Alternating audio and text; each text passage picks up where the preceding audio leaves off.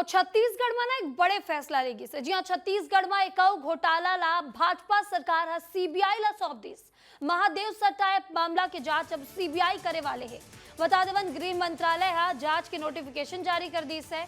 वो राज्य में अलग अलग थाना में दर्ज हुए 70 प्रकरण के जांच सीबीआई करे वाले है। और एक मामला में सीबीआई के जांच पर सियासी बवाल खुल के सामने आवत है। भाजपा और कांग्रेस के नेता अब आमने सामने नजर आवत है।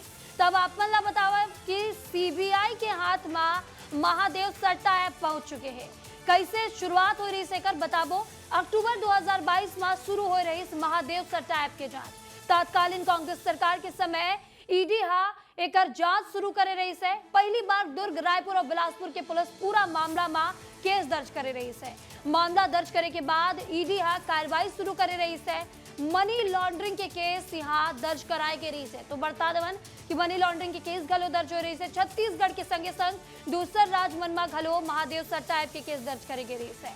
ईडी 6000 करोड़ के घोटाला के खुलासा भी करे रही है। वह 2003 में ईडी मामला में पहली गिरफ्तारी करे। जनवरी 2024 तक 80 आरोपी मन ला पकड़े गए से। वे छत्तीसगढ़ में 600 आरोपी मन पर कार्रवाई करेगे से। पूर्व सीएम भूपेश बघेल के परिचित ले घलो पूछताछ हुई से। विनोद वर्मा, आशीष वर्मा, विनोद बनछोड़ ले पूछताछ हुई। पूर्व सीएम भूपेश बघेल ऊपर 508 करोड़ के भुगतान के आरोप लगे रही से। अब बता देवन कि ईडी और ईओडब्ल्यू भूपेश बघेल के ऊपर नामजद रिपोर्ट दर्ज करे रही और अभी ईओडब्ल्यू मामला के जांच करत है। वह छत्तीसगढ़ में सीबीआई में तीसर घाव मामला देगी से सीबीआई ला। एक पहली सीजीपीएससी 2021 के भर्ती पर जांच शुरू हो रही है। एक बाद बिरनपुर हिंसा के जांच घलो सीबीआई करे रही है। और अब महादेव सट्टा ऐप के जांच छत्तीसगढ़ में सीबीआई करी। अब देखना होही कि आखिर एक जांच के बाद का निकल के आते महादेव सट्टा ऐप मामला में। महादेव ऐप के संदर्भ में जो सामान्य थानों में थे, ईओडब्ल्यू में भी एक केस था। इन सारे प्रकरणों को कुछ दिनों से कुछ चर्चा थी, प्रदेश में विभिन्न बातें होती थी। ये क्यों नहीं, वो क्यों नहीं, ऐसा क्यों, वैसा क्यों। एक प्रदेश से बढ़कर के अनेक प्रदेशों का विषय हो गया था। अब ये निर्णय किया गया है और इसका नोटिफिकेशन भी जारी हो गया है कि ये सारे प्रकरण सीबीआई को सौंप दिए गए। इस विषय पर कोई मुरव्वत नहीं होगी, कठोरता के साथ इस पर कार्यवाही होगी। अहम बात है कि अपना पल्ला झाड़ने के लिए सेंट्रल को कोई भी केस को रेफर कर दो। अब कोई भी पूछेगा तो उस पर जवाब ये रहेगा कि हमने तो सेंट्रल को भेज दिया है, सीबीआई को भेज दिया है, या अन्य एजेंसी उनको भेज दिया है। तो उनका हर चीज़ में जवाब यही रहेगा। ये तो अन्य राज्य में भी चल रहा है और इनके कोई भी दल, इनका तो जो दावा है कि सभी दल वाले उनसे जुड़े हुए हैं, तो ये सब बात को कहना कि केवल दल विशेष के और किसी नेता का नाम लेना उचित नहीं है। चला आगू बढ़ो खबर को थी, जहां पूर्व उप मुख्यमंत्री टीएस सिंहदेव नवा अंदाज में नजर आए और सोमवार के अंबिकापुर के सड़क ऊपर उतरे न वो जर्जर नेशनल हाईवे की मरम्मत घलो करवाई ने। बता देवन कि पूर्व उप मुख्यमंत्री सांसद चिंतामणि महाराज ऊपर आरोप घलो लगाइन। वह कहिन कि कुछ समय पहले सांसद चिंतामणि महाराज कलेक्टर के संग में सड़क के जायजा लेबर बाइक ले निकले रही से, लेकिन सड़क की मरम्मत आज तक नहीं करवा पाई से।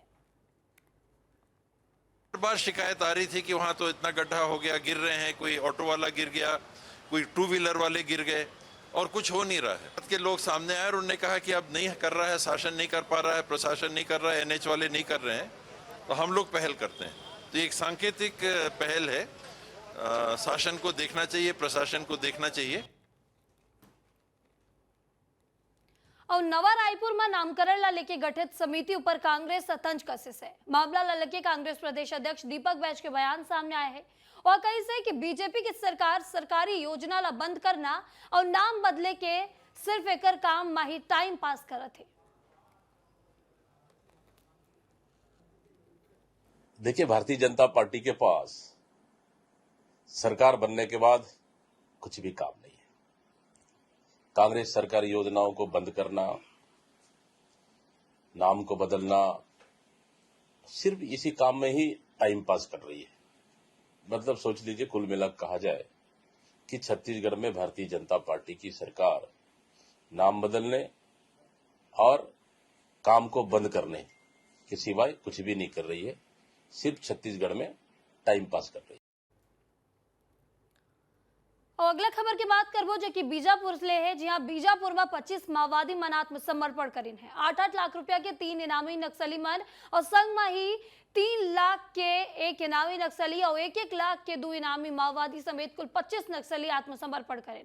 माओवादी की भेदभाव पूर्ण नीति, उपेक्षा और माओवादी के जीवन शैली की वाऊ विचारधारा ले सबो मन परेशान रही है, जेकर बाद छत्तीसगढ़ शासन के आत्मसमर्पण और पुनर्वास नीति और बीजापुर पुलिस द्वारा चलाए जा रहे नियत नेला नार योजना ले प्रभावित होके सबो आत्मसमर्पण करें है। 25 माओवादियों ने आत्मसमर्पण किया है, जिसमें कंपनी नंबर 2 के 3 सदस्य शामिल हैं, प्लाटून नंबर 16 का 1 सदस्य शामिल है और इसी प्रकार 1-1 लाख के 2 और इनामी नक्सली शामिल हैं और इसमें एलओएस पीएलजीए सदस्य भी शामिल है। तो इस प्रकार 25 माओवादियों ने आज मुख्य धारा में जुड़े हैं और माओवादी संगठन को छोड़कर आत्मसमर्पण किए हैं।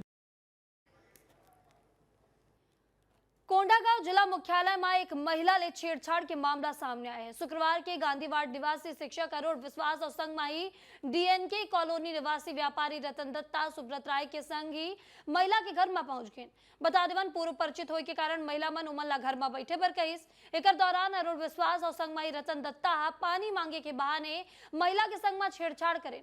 महिला घटना की सूचना कोंडागांव थाना में दर्ज कराई, जेकर बाद पुलिस एफआईआर दर्ज कर दोनों आरोपी ला गिरफ्तार कर ली है।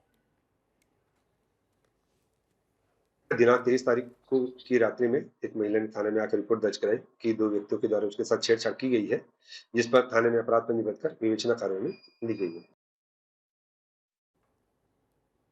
राजिम में अवैध रेत उत्खनन और परिवहन ला लेके ग्रामीण मन मोर्चा खोल दी। बता देवन अवैध रेत परिवहन करते हाईवा के सामने बैठ के ग्रामीण मन धरना दे दी। चक्का जाम कर ग्रामीण मन कार्रवाई के मांग करें है। नवापारा के ग्राम लखना कोलियारी के मामला बताए जाते। बता देवन कि विगत दिनों स्कूली लड़का मन घलो एला लेके प्रदर्शन करे रही है। एसडीएम अभनपुर 1 महीना पूर्व ग्रामीण मन ज्ञापन दे चुके हैं। वह अब कार्रवाई नहीं हो पर ग्रामीण मन नाराज हैं, फिर प्रदर्शन करें है।